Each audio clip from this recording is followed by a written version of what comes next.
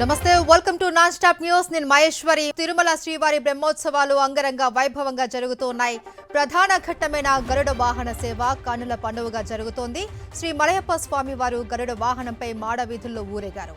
శ్రీవారికి అత్యంత ప్రీతికరమైన గరుడ వాహనంపై విహరిస్తూ భక్తులకు దర్శనమిచ్చారు. మాడ వీధుల్లోని గ్యాలరీలన్నీ భక్తులతో నిండిపోయాయి. తిరుమలగిరి గోవింద నామస్మరణతో మార్మోగుతోంది.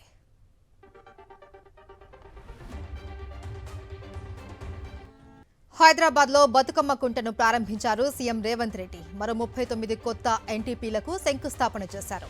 చెరువులను చెరబడుతూ ఉన్న కబ్జాదారుల తాట తీస్తాము అన్నారు. ప్రభుత్వ భూములు తక్కువ ధరకు ఇస్తామంటే నమ్మొద్దు అన్నారు. మూసిని పునరుద్ధరించడమే ప్రభుత్వ లక్ష్యమని, మూసి ముంపులో నివాసాలు కోల్పోతున్న వారికి శాశ్వత ఇల్లు కట్టిస్తాము అన్నారు సీఎం రేవంత్ రెడ్డి.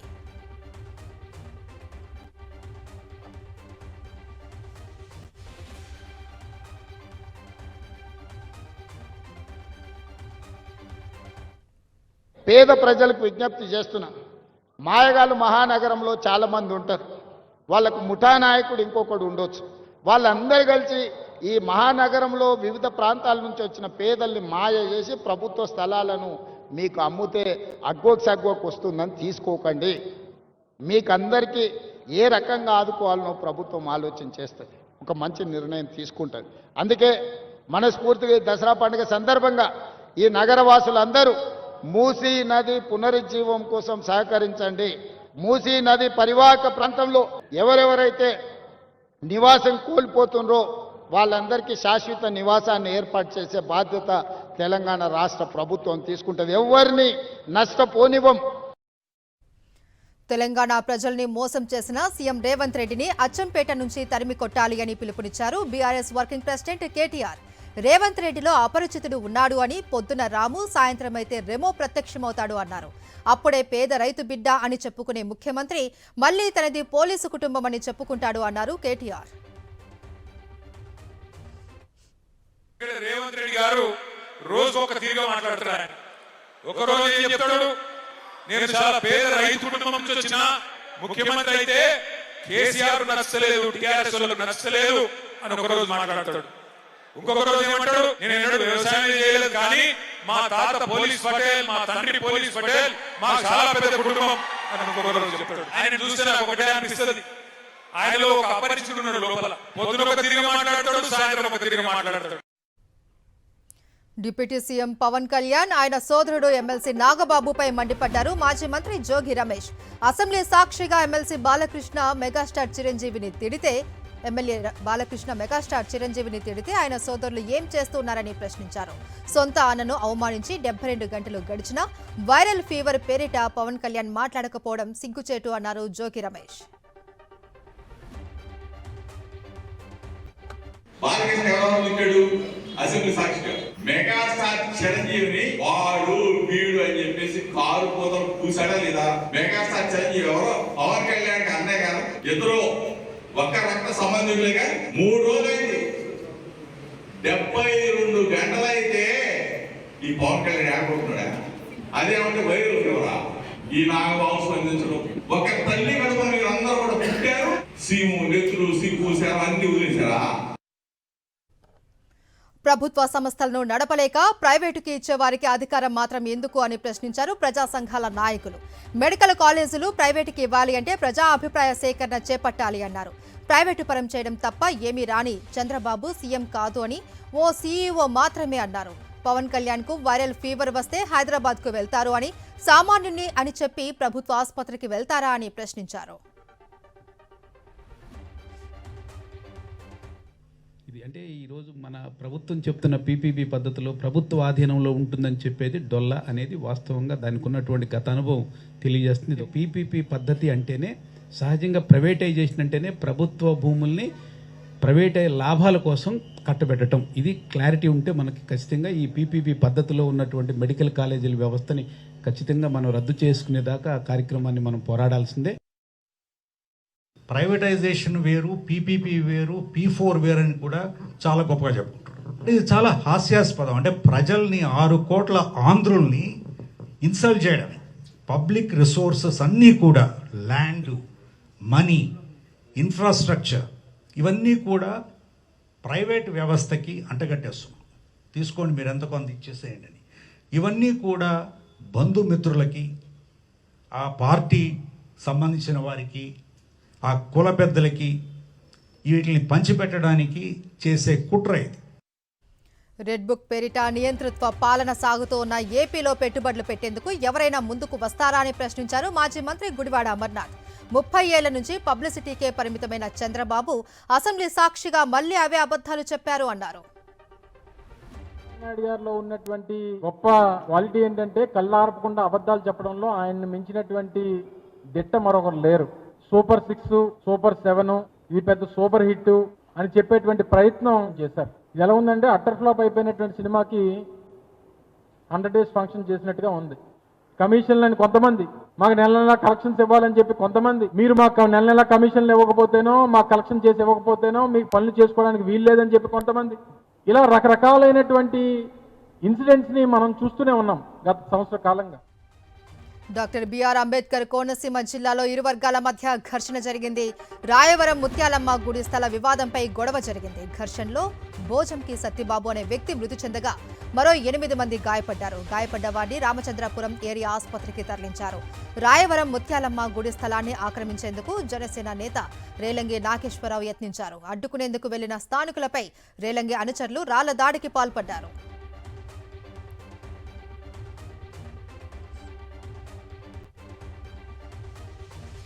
ఎన్టీఆర్ జిల్లా మైలవరం నియోజకవర్గంలో అధికార టీడీపీకి భారీ షాక్ తగిలింది. కూటమి ప్రభుత్వ విధానాలు నచ్చకపోవడంతో వైఎస్ఆర్సీపీలోకి చేరారు. వాళ్ళందరికీ పార్టీ కండువా కప్పి ఆహ్వానించారు మాజీ మంత్రి Jogi Ramesh.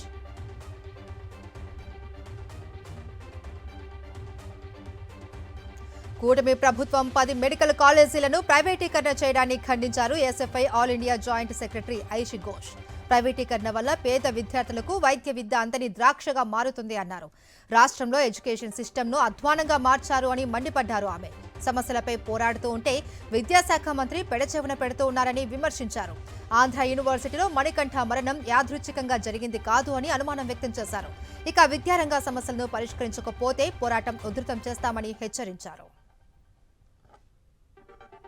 Different spaces, places inside Andhra Pradesh, what we noticed majorly is the education system inside Andhra Pradesh is in a very worsening situation. There, across the country, when we are fighting against a policy like the National Education Policy, which has been implemented forcefully in 2020, we are seeing that same kind of model is also getting implemented at the state level here in Andhra. Majorly through the National Education Policy, models like PPP, privatization of educational institutions are happening rampantly. ప్రజల నుంచి అధికంగా విద్యుత్ ఛార్జీలు వసూలు చేసిన చంద్రబాబు ప్రభుత్వం ఇప్పుడు తగ్గింపు పేరిట హడావుడి చేయడం విడ్డూరంగా ఉంది అన్నారు మాజీ మంత్రి కాకాని గోవర్ధన్ రెడ్డి. కూటమి ప్రభుత్వం ఏడాది కాలంలో 923 కోట్ల రూపాయలు అదనంగా ప్రజల నుంచి వసూలు చేసింది అన్నారు. ఎలక్ట్రిసిటీ రెగ్యులేటరీ కమిషన్ మొట్టికాయలు వేయడంతో ట్రూ డౌన్ చేశారన్నారు. 8,000 కోట్ల రూపాయలు వీరబాదుడు బాది ఎలక్ట్రిసిటీ రెగ్యులేటరీ కమిషన్ మీరు చేసింది తప్పు అని మొట్టికాయలు వేసి చెంపదెబ్బ కొట్టి మీరు ప్రజల దగ్గర అధికంగా వసూలు చేసినటువంటి మొత్తాన్ని వెనక్కి ఇవ్వండి అని అంటే దానిని చంద్రబాబు నాయుడు తన ఘనతగా చెప్పుకోవడం, ప్రజలకు ఏదో పెద్ద ఊరట కలిగించినట్టుగా, ఎప్పుడూ లేనటువంటి విధంగా కరెంట్ ఛార్జీలు తగ్గించినట్టుగా ఎల్లో మీడియాలో కథనాలు రావడం అనేటువంటిది దురదృష్టకరమైనటువంటి విషయం. జగన్మోహన్ రెడ్డి గారి హయాంలో ఏ రోజు కూడా విద్యుత్ కొనుగోళ్లకు సంబంధించినటువంటి వ్యత్యాసాల్లో ఎప్పుడు ₹1 కూడా ప్రజల నుంచి వసూలు చేయలేదు. డిస్కమ్ అటువంటి ప్రతిపాదనలు కూడా ఎలక్ట్రిసిటీ రెగ్యులేటరీ కమిషన్కి సమర్పించలేదు. వైజాగ్లో చిరు వ్యాపారుల సమావేశం జరిగింది. తమ షాపులు తొలగించడంపై చర్చించారు. చిరు వ్యాపారులకు హ్యాకర్స్ జోన్ ఏర్పాటుపై ప్రభుత్వం నిర్ణయం తీసుకోవాలి అని, అప్పటి వరకు తాము వ్యాపారం చేసుకునేలా సహకరించాలి అని డిమాండ్ చేశారు. లేని పక్షంలో జీవీఎంసీ జోనల్ కార్యాలయాలను ముట్టడిస్తామని హెచ్చరించారు. వేల మంది దాకా చిరు వ్యాపారస్తులు ఉన్నారు. వీళ్ళందరి మీద కూడా ఈరోజు మీరు తీసేయడం వల్ల వాళ్ళ కుటుంబాల మీద ఆర్థిక భారాలు పడుతున్నాయి. దీన్ని వెంటనే జీవీఎంసీ కమిషనర్ గారు కూడా అసలు దీని మీద స్పందనే లేదు, నాకు సంబంధం లేదన్నట్టు ఆయన ఉంటున్నాడు. దీని మీద ఏమైనా ప్రజాప్రతినిధులు మీకు ఓట్లేసి ప్రజలు మీకు చట్టసభలకు ఎందుకు పంపించారనేది కూడా మేము ప్రశ్నిస్తున్నాం. ముందు ఎవరైతే వీళ్ళు ఎక్కడైతే వ్యాపారాలు చేస్తున్నారో ఆ వ్యాపారాలు చేసుకునే దగ్గరే వీళ్ళకి ఆ జోన్లు ఏవైతే ఉన్నాయో మీరు 7 నియోజకవర్గాల్లో కూడా జోన్లు జోన్లు ఏర్పాటు చేయాలి, లేదా ఆ జోన్లు ఏర్పాటు చేసే వరకు కూడా కనీసం వీళ్ళు వ్యాపారం చేసుకునేటట్టు ఈ అవకాశం ఇవ్వాలని ఏఐటీస్గా డిమాండ్ చేస్తున్నాం. వైఎస్ఆర్సీపీ శ్రేణులు కార్యకర్తలను కాపాడుకునేందుకు వైఎస్ జగన్ డిజిటల్ బుక్ ప్రవేశపెట్టారు అన్నారు party Uttarandhra regional coordinator Kurasala Kannababu. ప్రశ్నించే ప్రజలు వైఎస్ఆర్సీపీ కార్యకర్తలపై అక్రమ కేసులు పెట్టి కూటమి సర్కారు వేధిస్తోంది అన్నారు. అధికారంలోకి వచ్చినప్పటి నుంచి చంద్రబాబు, లోకేష్ రెడ్ బుక్ రాజ్యాంగాన్ని అమలు చేయడమే పనిగా పెట్టుకున్నారు అన్నారు. వారి కుమారుడు లోకేష్ గారు వాళ్ళకి అధికారం వచ్చింది ప్రజల్ని పీడించడానికి, వైఎస్ఆర్ పార్టీని అణగదొక్కడానికి, వైఎస్ఆర్ శ్రేణుల్ని భయభ్రాంతులు చేయడానికి మాత్రమే అన్నట్టుగా ఇవాళ ప్రయత్నం చేస్తున్నారు, పని చేస్తున్నారు. ఎవరన్నా కొడుకు తప్పు చేస్తే తండ్రి ఇది తప్పురా బాబు ఇలా చేయకూడదని చెప్తారు. కానీ తండ్రి కొడుక్కి ఏం నేర్పించాడంటే రెడ్ బుక్ అని చెప్పి ఒక బుక్ పట్టుకుని ఎన్నికల ముందు ఇవ్వగలం అని లోకేష్ గారు ఊరూరు తిరిగాడు. వచ్చిన తర్వాత మీ పని చెప్తామని చెప్పి ఆ రోజే బెదిరింపులు మొదలుపెట్టాడు. భావితరాల కోసమే ఫ్యూచర్ సిటీ నిర్మాణం అన్నారు సీఎం రేవంత్ రెడ్డి. చాలా మంది కుట్రలు, కుతంత్రాలు చేస్తూ ఉన్నారని, తన భూముల కోసమే ఫ్యూచర్ సిటీ అని దుష్ప్రచారం చేస్తూ ఉన్నారని మండిపడ్డారు. ఫ్యూచర్ సిటీ మన కోసం కాదు, భవిష్యత్తు తరాల కోసం నిర్మిస్తున్నట్లు తెలిపారు. రంగారెడ్డి జిల్లా మీర్ఖాన్పేటలో ఫ్యూచర్ సిటీకి శంకుస్థాపన చేశారు సీఎం రేవంత్ రెడ్డి. రావిర్యాల నుంచి అమన్గల్ వరకు నిర్మించనున్న గ్రీన్ ఫీల్డ్ రేడియల్ రోడ్డుకు భూమి పూజ చేశారు.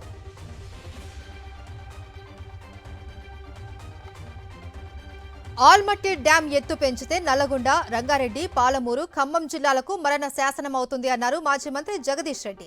సీఎం రేవంత్ రెడ్డి మంత్రులకు కమిషన్లు, పంపకాలు తప్ప రైతు సమస్యలపై పట్టింపు లేదు అన్నారు. తెలంగాణ నీటి హక్కుల కోసం పోరాడేందుకు 2-3 రోజుల్లోనే రైతులతో కలిసి చలో ఆల్మట్టి కార్యక్రమం చేపడతామా అన్నారు జగదీష్ రెడ్డి. పెంచుకుంటే మహబూబ్ నగర్, నల్గొండ జిల్లాలు, హైదరాబాద్, రంగారెడ్డి, మంచినీళ్లతో సహా ఖమ్మం జిల్లాకు కూడా రేపు తీవ్రమైన కరువు పరిస్థితులు ఏర్పడే ప్రమాదం ఉంది. ఆల్మట్టి పైన ఇప్పటి వరకు కూడా ఈ ప్రభుత్వానికి సోయి లేదు. వీళ్ళు ఏం పని చేస్తున్నారు అనంటే కేవలం కమిషన్లు దండుకునే పనిలో ఉన్నారు. రాబోయే 1-2 రోజుల్లోనే పెద్ద ఎత్తున రైతాంగాన్ని అందరిని కూడా కూడగట్టి ఆల్మట్టి ఎత్తు పెంచితే ఏం జరగబోద్దో ఆల్మట్టి దాకా తీసుకుపోయి చూపించుకొచ్చే కార్యక్రమాన్ని, చెలో ఆల్మట్టి కార్యక్రమాన్ని కూడా బీఆర్ఎస్ పార్టీ చేపట్టారు. గ్రూప్ 2 తుది ఫలితాలను విడుదల చేసింది టీజీపీఎస్సీ. మొత్తం 783 పోస్టులకు ఎంపికైన 782 మంది జాబితాను వెల్లడించింది. ఒక్క పోస్టు మాత్రం భర్తీ చేయలేదు. 2022లో గ్రూప్ 2 నోటిఫికేషన్ విడుదల చేసిన టీజీపీఎస్సీ 2024 డిసెంబర్లో రాత పరీక్ష నిర్వహించింది. ఈ ఏడాది మార్చి 11న జనరల్ ర్యాంకుల జాబితాను వెల్లడించింది. ఇక ఇప్పటికే అభ్యర్థుల ధృవపత్రాల పరిశీలన పూర్తి చేసింది.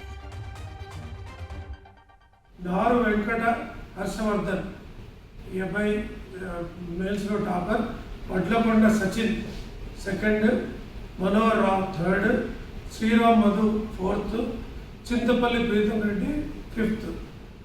ముందున్న నారు వెంకట హర్షవర్ధన్ ఏఎస్ఓ జేడి తీసుకున్నారు. మిగతా వాళ్ళందరూ కూడా సబ్ రిజిస్ట్రార్ తీసుకున్నారు. తర్వాత ఫిమేల్లో లక్కిరెడ్డి, వినీషా రెడ్డి ఫిమేల్ టాపర్. తర్వాత మైకాడి సుస్మిత, ఉప్పు శ్రీవేణి, వీరం రెడ్డి, శ్రీలత. కవి కోకిల గుర్రం జాషువా జయంతి కార్యక్రమాన్ని వైఎస్ఆర్ కాంగ్రెస్ పార్టీ కేంద్ర కార్యాలయంలో ఘనంగా నిర్వహించారు. జాషువా విగ్రహానికి పార్టీ నేతలు పూలమాలలు వేసి నివాళులు అర్పించారు. జాషువా అడుగు జాడల్లో వైఎస్ జగన్ నడుస్తూ ఎస్సీలకు ఎంతో మేలు చేశారు అని గుర్తు చేశారు మాజీ ఎమ్మెల్యే టీజేఆర్ సుధాకర్ బాబు. దళిత వర్గాల అభివృద్ధికి వైఎస్ జగన్ కృషి చేస్తే చంద్రబాబు అడ్డుకున్నారు అని, రాజధానిలో ఇచ్చిన ఇంటి పట్టాలను కూడా రద్దు చేశారు అని ఆగ్రహం వ్యక్తం చేశారు.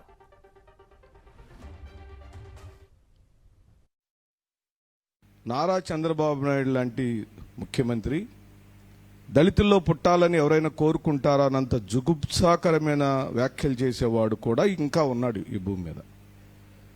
నాకు నిలవనీయడానికి కనీసం ఓ సెంటు భూమి ఇవ్వమని గుర్రం జాషువా గారి కవితల్లో మొదటి రచనలో ఏ రోజో చేస్తే, చంద్రబాబు నాయుడు నిర్మిస్తున్నటువంటి అమరావతి పరిసర ప్రాంతాల్లో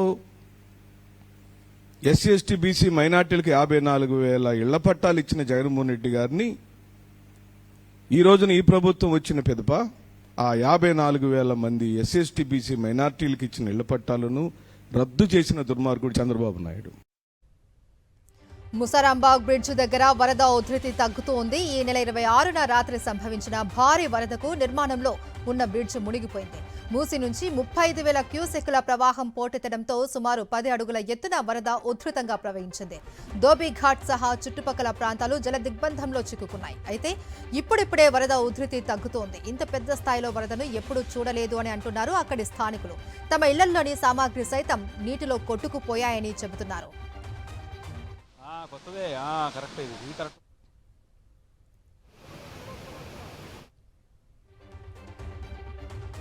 మూసి వరద ఉధృతి తగ్గడంతో ఎంజీబీఎస్ తేరుకుంది. ఉదయం నుంచి ఆర్టీసీ సిబ్బంది అక్కడ పేరుకుపోయిన బురదను తొలగించారు. దీంతో ఎంజీబీఎస్ నుంచి ఆర్టీసీ బస్సు సేవలు తిరిగి ప్రారంభమయ్యాయి. ప్రస్తుతం బస్ స్టేషన్ ప్రయాణికులతో కలకలాడుతోంది. శనివారం ఎంజీబీఎస్ ను వరద ముంచెత్తింది. దీంతో ఇక్కడి నుంచి వెళ్లే బస్సు సర్వీసులను ప్రత్యామ్నాయంగా వేరే ప్రాంతాల నుంచి నడిపారు. ఆరంఘర్, ఎల్బీనగర్, ఉప్పల్, జేబీఎస్ నుంచి జిల్లాలకు బస్సులు నడిపారు. ప్రస్తుతం బస్సు సర్వీసులు ఎంజీబీఎస్ నుంచే ప్రారంభించడంతో ప్రయాణికులు హర్షం వ్యక్తం చేస్తున్నారు.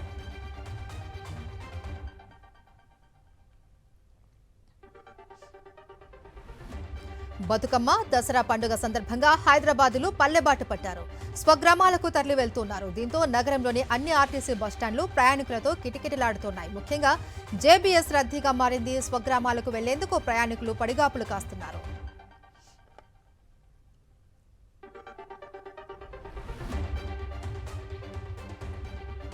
బెజవాడ దుర్గమ్మ దర్శనానికి భారీగా భక్తులు పోటెత్తారు. ఆదివారం కావడంతో అమ్మవారిని దర్శించుకునేందుకు వేలాది మంది భక్తులు తరలివచ్చారు. దీంతో బీఎంసీ వద్దనున్న హోల్డింగ్ పాయింట్ నిండిపోయింది. భారీగా తరలివచ్చిన భక్తులతో ఇంద్రకీలాద్రి కిక్కిరిసిపోయింది.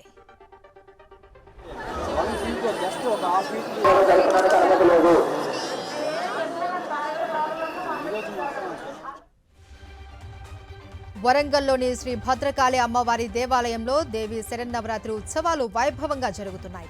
7వ రోజు అమ్మవారు భవానీమాత అలంకరణలో భక్తులకు దర్శనమిచ్చారు. అమ్మవారికి పంచామృతాలతో అభిషేకం నిర్వహించి అనంతరం అమ్మవారిని భవానీమాత రూపంలో అలంకరించారు అర్చకులు. అమ్మవారిని దర్శించుకునేందుకు ఆలయ ప్రాంగణంలో భక్తులు బారులు తీరారు.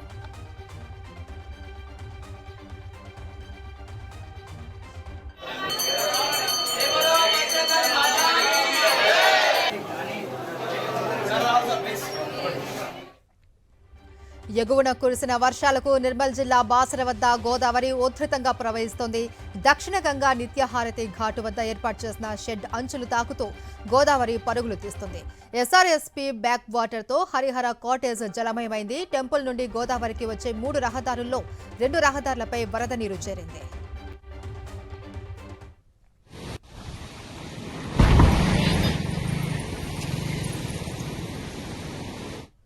శ్రీశైలం జలాశయానికి వరద కొనసాగుతుంది. జలాశయం 10 రేడియల్ క్రస్ట్ గేట్లను 23 అడుగుల మేర ఎత్తి నీటిని దిగువకు వదులుతున్నారు అధికారులు.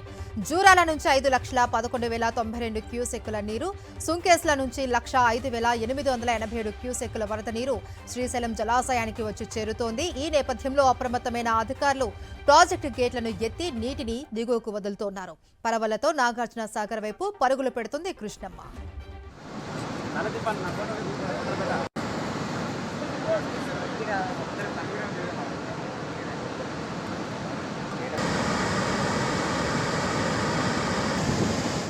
జాతీయ వార్తలు చూద్దాం. తమిళగ వెట్రి కళగం అధినేత విజయ్ కరూర్లో నిర్వహించిన భారీ బహిరంగ సభలో తీవ్ర విషాదం జరిగింది. వేలాదిగా కిక్కిర్చిన సభలో తొక్కిస్లాట జరిగింది. 40 మంది మృతి చెందారు. వీరిలో 8 మంది చిన్నారులు, 17 మందికి పైగా మహిళలు ఉన్నారు.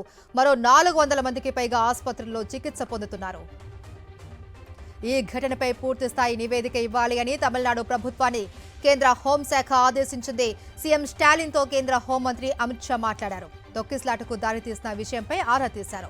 తొక్కిస్లాట ఘటనపై జస్టిస్ అరుణ్ జగదీశన్ నేతృత్వంలోని ఉన్నత స్థాయి కమిషన్ను నియమించింది తమిళనాడు ప్రభుత్వం. ఈ ఘటనపై విచారణ పూర్తయ్యే వరకు విజయ్ నిర్వహించే ర్యాలీలపై నిషేధం విధించాలి అని మద్రాస్ హైకోర్టులో పిటిషన్ దాఖలైంది. ఈ క్రమంలోనే వచ్చే వారం తమిళనాడులో తన రాజకీయ పర్యటన రద్దు చేసుకున్నారు విజయ్. కరూర్ తొక్కిస్లాట బాధితుల్ని పరామర్శించేందుకు నిర్ణయించుకున్న విజయ్ పోలీసుల నుంచి అనుమతి తీసుకున్నారు. ఇక కరూర్ ఘటనపై టీవీకే పార్టీ సంచలన ఆరోపణలు చేసింది. ర్యాలీపై రాళ్లు రువ్వడం, పోలీసులు లాఠీ చార్జ్ చేయడం వల్లే తొక్కిస్లాట జరిగిందని ఆరోపించింది. ఈ కుట్ర కోణంపై స్వతంత్ర దర్యాప్తు జరపాలి అంటూ మద్రాస్ హైకోర్టును ఆశ్రయించింది. మరోవైపు మృతుల కుటుంబాలకు 20 లక్షల చొప్పున పరిహారం ప్రకటించింది టీవీకే పార్టీ. గాయపడ్డ వారికి 2 లక్షల చొప్పున ఎక్స్గ్రేషియా అందిస్తామని విజయ్ ప్రకటించారు. బీహార్ అసెంబ్లీ ఎన్నికలకు పకడ్బందీ ఏర్పాట్లు చేస్తుంది కేంద్ర ఎన్నికల సంఘం. ఎన్నికల కోసం 470 మంది అబ్జర్వర్లను నియమించనున్నట్లు ప్రకటించింది. ఇందులో 320 మంది ఐఏఎస్లు, 60 మంది ఐపీఎస్లతో పాటు 90 మంది ఉన్నతాధికారులు ఉంటారు.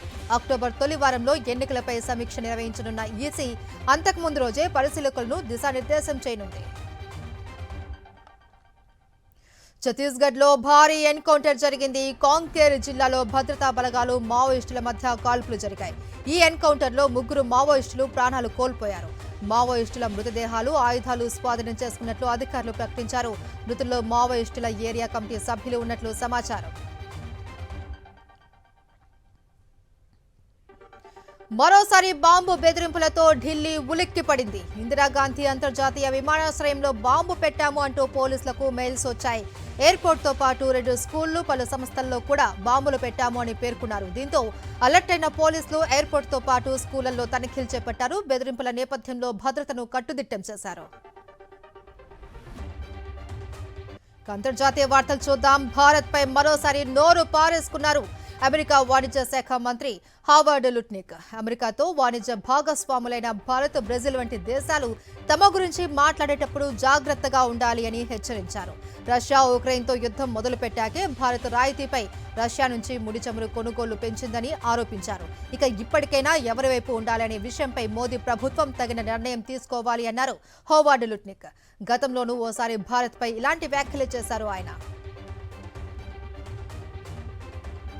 గాజాపై వరుస దాడులు చేస్తోంది ఇజ్రాయెల్. అంతర్జాతీయంగా తీవ్ర స్థాయిలో విమర్శలు ఎదురవుతున్నా పట్టించుకోవడం లేదు. గాజాపై ప్రతి 8 నిమిషాలకు అటాక్ చేస్తున్నట్లు ఐక్యరాజ్య సమితి ప్రకటించింది. గత 24 గంటల్లో జరిగిన దాడుల్లో 70 మందికి పైగా మృతి చెందారు.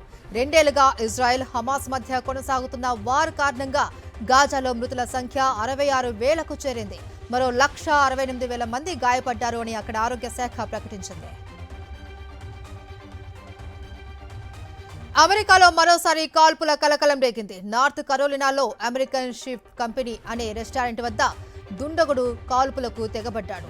బోటులో వచ్చి జనంపై విరుచుకుపడ్డాడు. విచక్షణారహితంగా కాల్పులు జరపడంతో 7గురికి బుల్లెట్ గాయాలయ్యాయి. ఈ ఘటనలో 3 అక్కడికక్కడే ప్రాణాలు కోల్పోగా 4 తీవ్రంగా గాయపడ్డారు. కాల్పుల తర్వాత అదే బోటులో పారిపోయిన నిందితుడి కోసం పోలీసులు గాలిస్తున్నారు.